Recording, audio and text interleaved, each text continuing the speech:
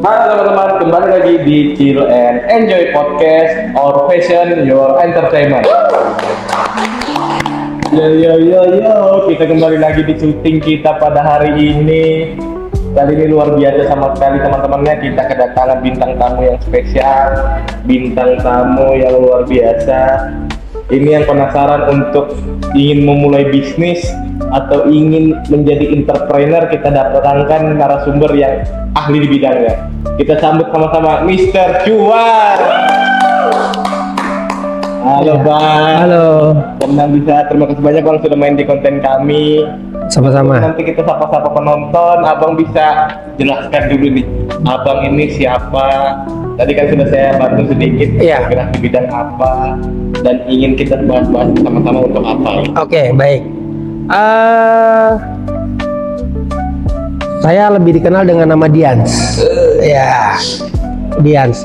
Teman-teman mengenal saya dengan nama Dians. Nama aslinya sih sebenarnya Rudiansa. Ya, ambil tengahnya lah, Dians. Ada yang manggil juga dengan Rudi biasanya, tapi teman-teman kenal dengan nama Dians atau Bang Dians. Untuk bisnis saat ini kita sedang mengembangkan bisnis event organizer dan manajemen artisnya lokal. Jadi kita punya beberapa artis tuh, ada singer, ada idol, ada dancer juga, tapi kita memang mengambilnya khusus agak spesifik Bang, agak tajam, agak meruncing. Kita ngambilnya ke arah dance-nya, kita ambil yang arah genrenya J-pop, Japanese pop. Jadi biasa kan K-pop tuh, Korean pop ya. Kita ngambilnya Japanese pop. Idol juga kita mengadopsinya juga dari idol Jepang. Kemudian untuk singer, kita singer umum lah, biasa. Bisa nyanyi Jepang, bisa nyanyi Barat, bisa nyanyi Indonesia. Jadi saat ini kita mencoba mengembangkan bakat-bakat para Gen Z yang memang merasa punya bakat tapi tidak tersalurkan. Kita kembangin mereka dari nol, dari yang tadinya nggak dikenal, nggak punya nama, sekarang punya nama, punya cukup dikenal bukan cuman di sekup komunitas di Jepangan, tapi juga untuk wilayah Samarinda dan Kaltim lah sebagian. Jadi memang kita ngangkatnya itu indikasi kami pertama dilihat dari akun Instagram mereka. Dari insight-nya, dari postingan mereka, kemudian dari jumlah followers yang bertambah setiap saat. Belum lagi setiap kali mereka tampil selalu banyak beberapa orang yang memang fans mereka berdatangan. Jadi itulah bisnis yang saya kembangin. Masih ada bisnis lainnya juga. Luar biasa teman-temannya, berawal dari event organizer, bisa jadi manajemen artis, yang dari sederhana artis Samarinda Bang ya? Samarinda, kita lokal dulu. Dari idol, lebih ke spesifik tadi di band apa Bang? Jepangan ya? Jepang, ya. Menarik nih teman-teman, aku juga baru tahu teman-teman bahwa ada loh yang menaungi artis-artis atau talent-talent yang bertalenta dari WO-nya Abang ini. Gokil sekali teman-teman. Tapi Bang, untuk lebih lanjut, untuk mengenai talent atau event organizer ini, sebelumnya Abang ini mulainya dari kapan Bang? Begini Bang, bisnis atau event organizer? Kalau bisnis pertama kali saya mulai di 2002. Lama juga ya teman-teman. 2002, sekitar 20 apa ya? 22 tahun. Ya, 22. Ya, tapi kalau event organizer kita udah hampir 3 tahun. Untuk manajemen talentnya ini udah jalan hampir setahun.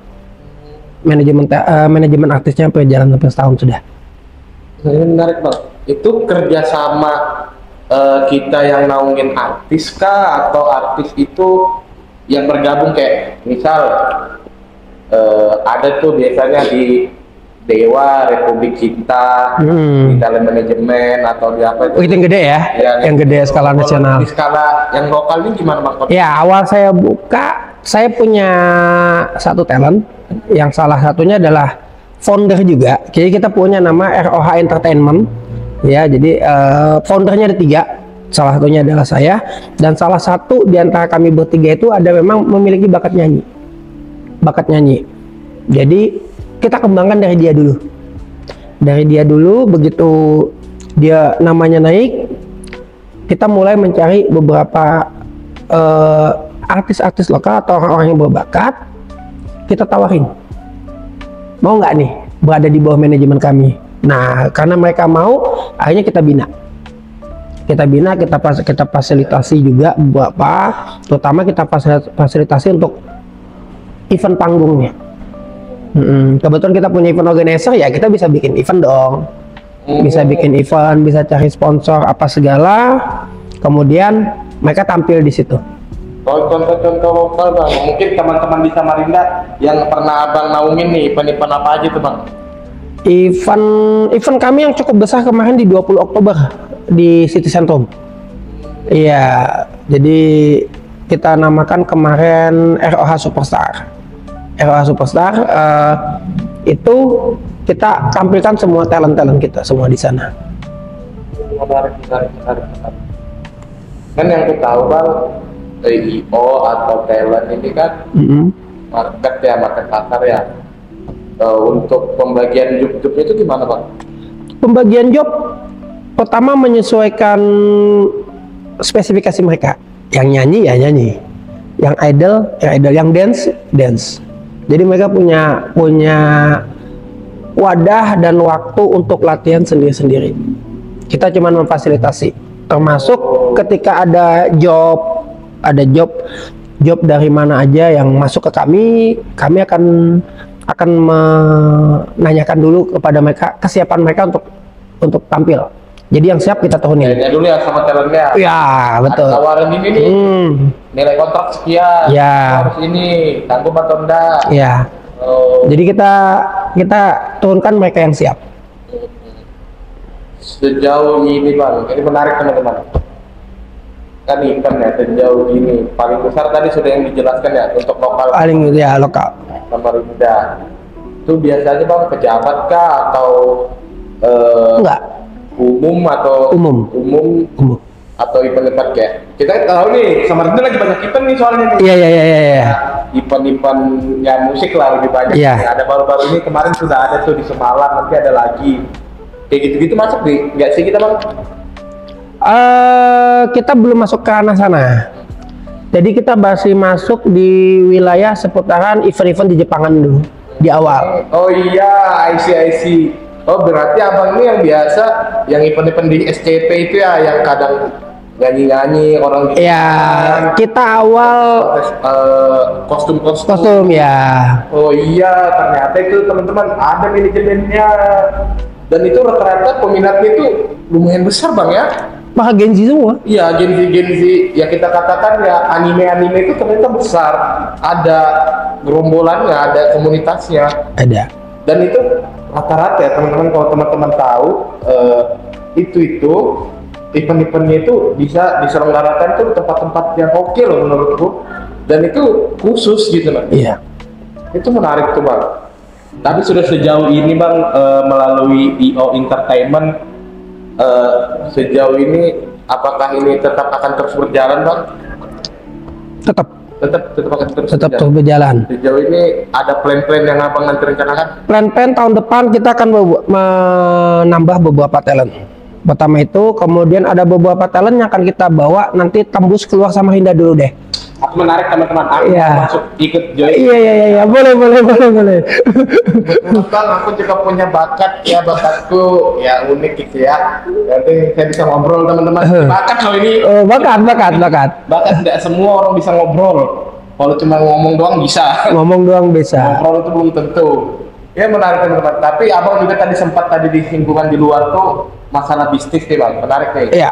Apalagi Gen Z ini yang kita tahu yang istilah-istilah margeran lah, pengen uang banyak tapi nggak mau kerja lah, ya bahan generasi sandwich lah, apalah itu, pokoknya kita harus menyelamatkan diri kita dulu sebelum menyelamatkan orang lain. Nah, iya. itu gimana bang?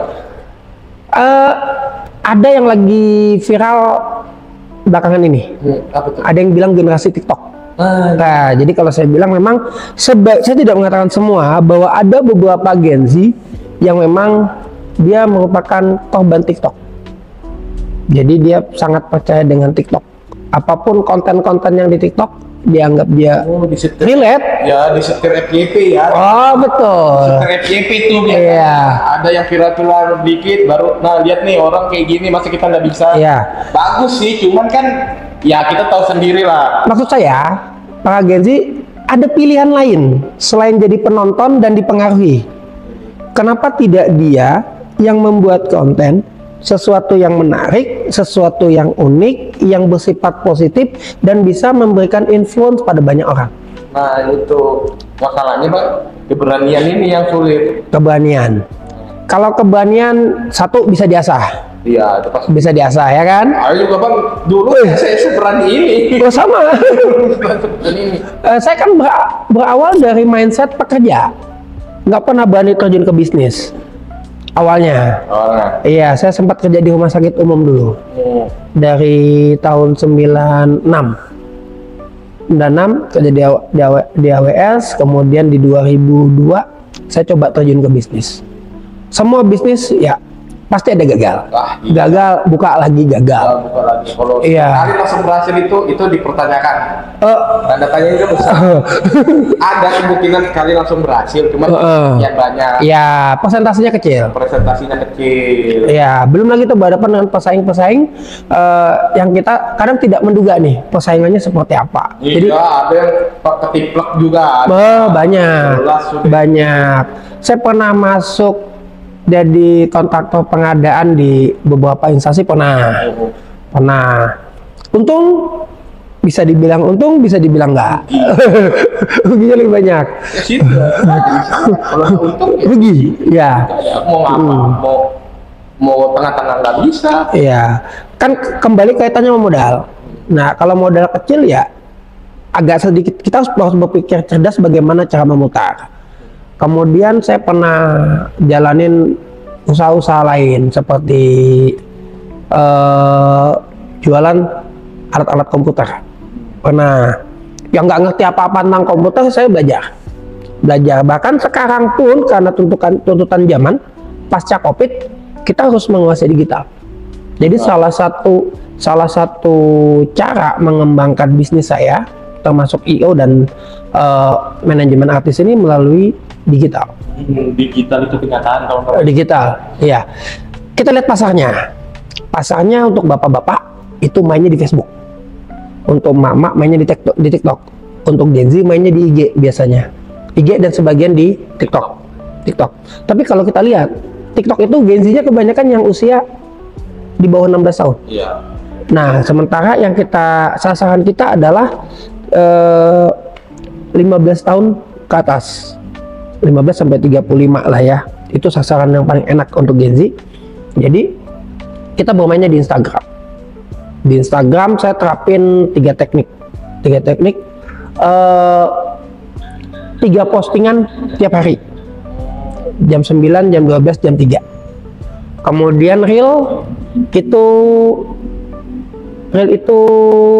2. Jam 9 pagi sama jam 9 malam. Reel. Kemudian yang story-nya tiap jam. Dan grafik gitu Bang ya? Ya sebenarnya ini eksperimen aja. Iya. Eksperimen aja. Aku nggak tahu pasti loh teman-teman kamu bisa FYP itu jam berapa. Cuma teori-teori aja itu yang aku pelajari. Harus upload jam sekian, harus ambil jam sekian. Iya. Mungkin ada keberhasilan di situ. Cuman sangat sulit itu tembusnya. Kamu bersaing dengan ribuan postingan. Iya. Tapi sebenarnya kalau yang saya lihat yang saya cari bukan FYP, tapi adalah pertumbuhan apa yang saya promosikan di situ. Misalnya talent saya nyanyi, saya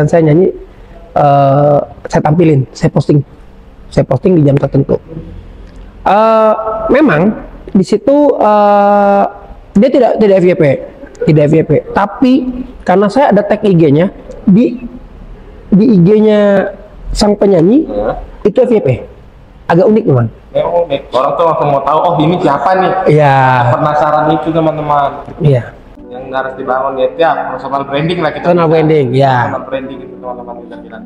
Emang kayak gitu bang, kan cara Gen Z sekarang nih, kalau kita telaah lebih jauh, ada yang berpikiran lebih maju ke depan, ada juga yang PR nih istilahnya. Iya. PR, apalagi untuk terjun ke bisnis nih. Rata-rata kan pemikiran awal pemula pembisnis harus ada modal, itu yang saya Iya. tahu. Oke. Yang kedua, apalagi kita Gen Z nih yang difasilitasi dengan rata-rata semuanya serba instan. Jadi teman-teman kita tuh kayak, jujur saya kayak sendiri tuh rasa malas untuk bangkit lagi tuh kayak, itu yang sulit kita lawan gitu lah. Tapi kembali lagi, ketika teman-teman mau memulai itu, kalau mencari hasilnya itu pasti ada. Cuman yaitu prosesnya itu lika-likunya tuh panjang sekali. Betul. Mungkin bisa instan, cuman kita harus tahu kita itu siapa, itu aja. Kita itu siapa. Kalau memang dari nol, ya kita maunya pelan-pelan. Kalau dari privilege itu beda lagi bang. Iya, privilege beda. Beda lah. Kalau privilege kan berarti dia sudah punya sokongan modal. Iya. Satu, punya sokongan nama. Bisa jadi bapaknya pejabat, ya kan? Atau emang tokoh terkenal, ponakan ini, ya kan? Jadi emang dia mau jual apapun, jual pisang molen pun, orang tahu dia anak pejabat, pasti tuh rame. Nah itu salah satunya bisa meningkatkan itu ya, kualitas diri kita itu. Orang harus tahu kita itu siapa dulu. Kita itu siapa dulu. Sama saya bang, saya juga punya pengalaman. Saya bangun bisnis itu dari 2023, mungkin baru-baru awal 2 tahun gagal, dan saya mengakui mungkin itu kesalahan saya, mungkin itu hitung-hitungan saya masih salah. Tapi yang saya ingin incar itu enggak nilai jualnya laris atau enggak. Yang saya ingin tahu, saya punya potensi enggak di sini di bidang ini. Setidaknya saya bisa jual branding saya di situ, enggak mikir ruginya. Betul rugi ya rugi, kita jelas rugi. Iya. Cuman positifnya kita tuh berani lah. Saya sendiri, oh iya ya, setidaknya dalam 20 tahunan saya hidup, saya berani nih ngambil resiko ini. Itu achievement sekali bagi saya gitu. Iya. Gak semua orang itu bisa teman-teman. Jadi kalau teman-teman bilang, yang kita sering ketahui ya, kalau kita bangun bisnis ya, ini sharing aja. Iya. Banyak lah komentar-komentar negatif tentang bisnis kita, dan bikin apa ini, nggak guna nih, kamu mau cari market apa ini. Nah itu omong-omongan kosong. Ya kita harus maklumi, mungkin ada benarnya juga ada ngomong gitu. Tapi ya itu menguatkan untuk kita bisa bangkit itu, kalau nggak diri sendiri itu siapa lagi gitu kan. Apalagi bis bangkrut. Iya. Aku tuh bang bangkrut itu sekitar hampir 5-10 jutaan tuh. Kembali lagi bilang, ya udah, mungkin Tuhan tuh ini korelasinya pasti ke agama itu. Tuhan tuh nggak akan menguji hambanya kalau nggak sesuai dengan kemampuannya, itu aja. Iya. Itu aja. Tapi lagi-lagi pikir, aku berani mencoba, itu aja dulu lah. Berani mencoba. Kalau dari hal-hal kecil gini aja aku nggak bisa, kayak mana nanti buat jangka panjang. Iya. Nah, itu. Dan kita semua orang Gen Z memiliki mental seperti itu. Tidak semua. Kalau orang sudah berkali-kali jatuh itu kamu, kamu lihat sudah itu mentalnya itu. Iya. Ada kebanyakan Gen Z nih. Kita tidak bahas semua ya. Jadi tidak mengeneralisasi. Tapi kebanyakan Gen Z itu satu baper. Iya tuh. Baper. Kemudian dia terlalu suka menyelami kesedihan. Jadi ketika bangkrut dia seneng tuh dalam. Wih, aku paling bangkrut udah jadi si paling lah ya kan. Kemudian itu adalah mindset kalau beberapa pakar bilang tuh mindset miskin. Ya. Mindset miskin. Makanya ada yang bilang, orang yang bermindset miskin mau dikasih uang berapapun pasti habis. Mau dikasih uang berapapun habis. Berbeda dengan orang-orang yang bermindset kaya. Dikasih berapapun dia akan berpikir bagaimana caranya uangnya tetap ada. Semua yang dia inginkan terpenuhi. Itu. Itu juga bang teman-teman. Nah, itu pak. Yaitu aku juga menghindari. Aku juga lahir di Gen Z ini. Bahwa teman-temanku juga ya tidak banyak yang ikut campur atau tidak banyak yang berani turun ke medan-medan kayak berbisnis ini itu. Rata-rata kan kita harus ketahui orang tuh berarti di zona nyamannya aja. Kalau dia ada kata-kata kayak ngapain saya keluar dari zona nyaman, orang saya nyari kenyamanan gitu nah. Iya. Gitu. Ada juga yang bilang jangan keluar dari zona nyaman kalian, masuk aja belum pernah. Nah, kayak mana itu Bang? Iya, bicara zona nyaman ya. Bicara zona nyaman itu adalah suatu zona di mana kita udah merasa nyaman banget. Yang orang bilang kaum rebahan itu dia zona nyaman. Mau makan ada, mau minum ada, mau uang ada, mau apapun ada. Itu zona nyaman. Biasanya orang yang hidup di zona nyaman itu satu saat akan menghasilkan orang-orang yang struggle. Kenapa? Karena zona nyaman ujung-ujungnya akan memberikan sebuah kehancuran, sehingga generasi dari orang-orang yang berada pada zona nyaman karena hidup di dalam sebuah kesusahan, dia akan jadi orang yang struggle, jadi orang-orang yang kuat. Nah, orang-orang yang kuat itu akan menciptakan orang-orang yang berada kembali pada zona nyaman. Kenapa? Karena orang kuat tadi berhasil mencapai satu kesusahan. Jadi ini siklus yang memang tidak pernah bisa berhenti. Siklus itu tidak bisa berhenti. Nah, satu-satunya cara untuk bisa struggle di zaman sekarang, apalagi pasca pandemi, itu satu yang harus dikuasain. Pertama, teknologi. Saya yakin Gen Z nguasain semua teknologi. Beda sama saya. Saya kan gennya nggak jelas nih.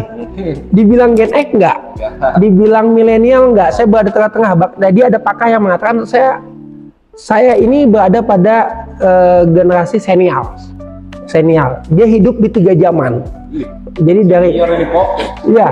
Jadi saya baru tahu juga loh, ada pakar yang bilang itu Gen senial tuh saya baru dengar. Jadi di Gen X dia hidup di masa kecil, kemudian di milenial hidup, di Gen Z hidup. Bahkan udah masuk Gen apa ya sekarang ya? Gen apa hidup. Jadi memang ngalamin 3 sampai 4 era yang berbeda, tantangannya beda, cara pandangnya beda, tapi mindset tetap sama. Jadi mindset. Nah, untuk teman-teman, pertama yang harus dibuka mindsetnya adalah satu, kita selalu punya pilihan lain. Jika teman-teman para Gen Z bekerja nih, sudah bekerja, maka pikirkanlah untuk uang dari bekerja ini untuk memenuhi kebutuhan. Tapi kan walau bagaimana kita kan butuh self reward. Self reward harus didapat dari kantong kedua. Oh, I see. Kantong kedua apa? Bisnis. Gak mungkin dong cari kerja kedua, ya kan? Gak mungkin Anda bisa menjadi ASN di 2 kantor yang berbeda. Gak mungkin Anda kerja di perusahaan dan jadi ASN sekaligus, atau bekerja di 2 perusahaan yang berbeda, karena biasanya jam waktu kerjanya sama.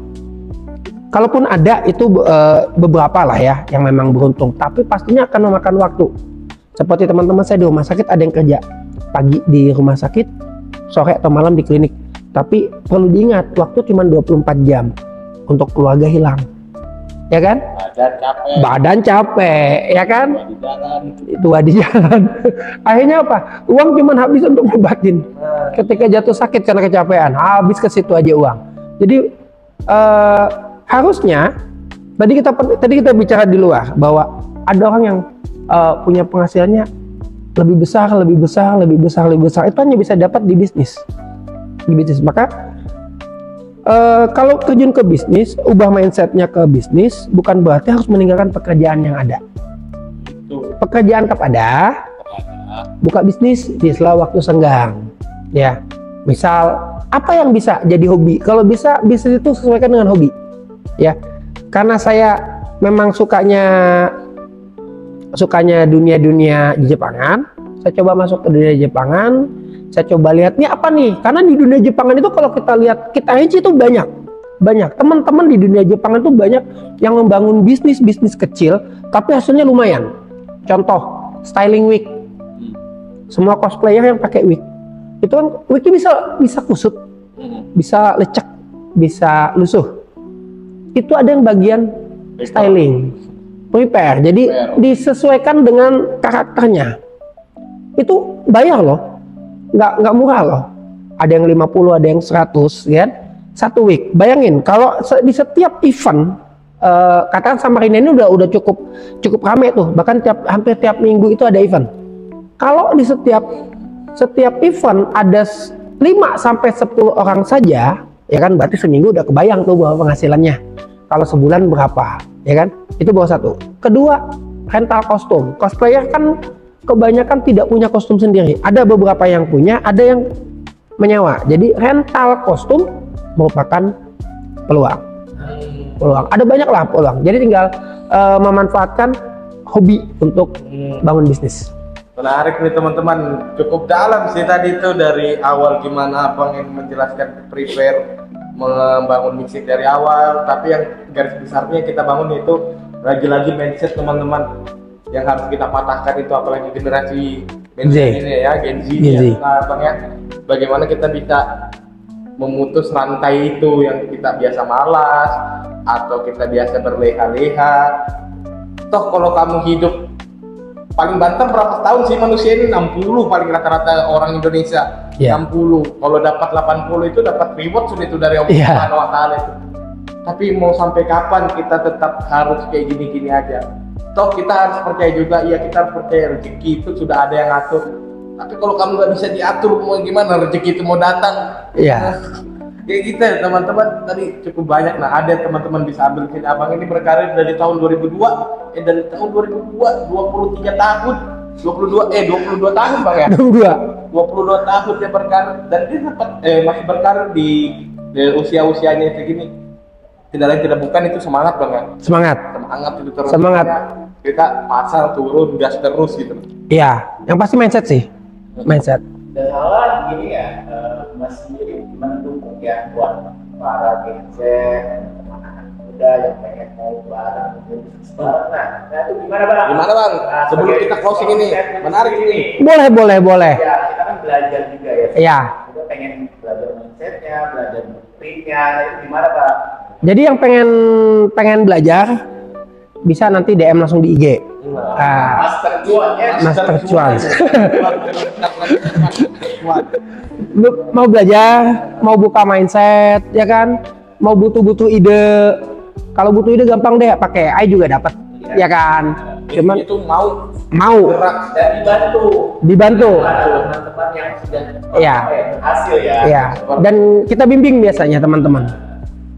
Menarik teman-teman, jadi tidak ada alasan lagi kita buat bermalas-malasan, karena tetap harus ketahui yang sekolah aja sampai S3 itu belum tentu sukses, apalagi yang nggak sekolah. Nah jadi itu teman-teman, kita nggak perlu tahu, kita nggak mau tahu kita mau jadi apa tuh, apa jadi kedepannya, tapi yang menentukan nasib kita ini berhasil atau tidak ya diri kita sendiri Bang ya. Iya. Itu sudah jelas gitu. Mungkin aku itu Bang closingnya, kalau dari Abang apa yang mau ingin disampaikan? Pesan saya, selalu ada jalan lain, selalu ada pilihan lain. Kalaupun sudah ada satu yang kita pegang, jangan pernah menutup pola pikir, jangan pernah menutup hati. Lihat peluang-peluang lain yang ada. Bukan berarti kita harus meninggalkan jalan yang ada untuk menjalani yang lain.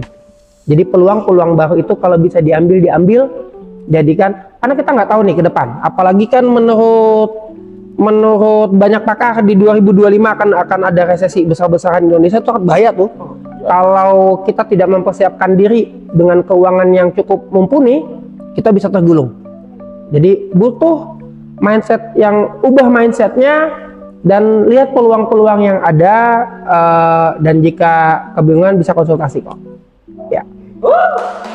Oke, itu aja teman-teman. Terima kasih banyak atas perhatiannya. Jumpa lagi di konten-konten selanjutnya. See you tomorrow next time. Bye bye.